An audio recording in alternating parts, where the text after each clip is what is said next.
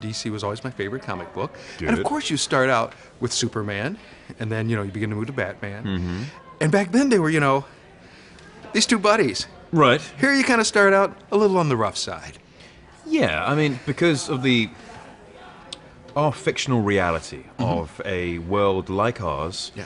where a superpowered being exists, means that people will have differing opinions on the value of having someone like that around. And Batman is very firmly on the side of, what if this guy decides to throw the hurt down on the planet as opposed to saving it, and we won't be able to stop him. Right. So I'm going to try and stop him before he does. And even though, of course, Superman's always like the most straight and nicest guy. But like you said, you put a little bit of doubt in anyone's mind, then it is all of a sudden like the world's going, Absolutely. And that's the trick. It's putting doubt in people's mind. And that's why Lex is such a wonderful villain. yes.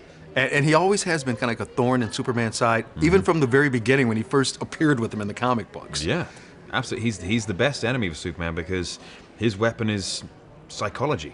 Right. Because there's even the one part, where he's kind of like going up against you and Batman. Like you said, he's the smallest little guy, but he's got kind of both of them at bay. They can't do anything, to him. He's a puppet master. He's set his own battlefield, and he just invited them onto it. Right. And then for you, here you go. You as Superman, you're going up against Batman.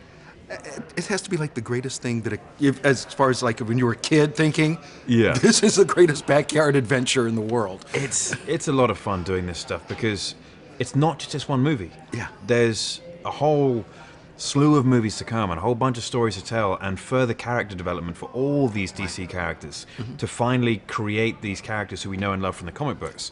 And being on that journey is an opportunity which I would never give up. Fabulous. Then also have to ask you guys shot the movie in Detroit. Yep. Talk about your experience there in Detroit and some of the things you got to do and some of the places you enjoyed going to. I love Detroit. I was staying in the suburbs of Michigan, and it's the great thing about, I forget where this particular what the name of the suburb was, but I went to a place called Vincetta Garage. Yes! I love that place. Yes. It's a really, really good place, and when and if I go back to Michigan, I will be going there.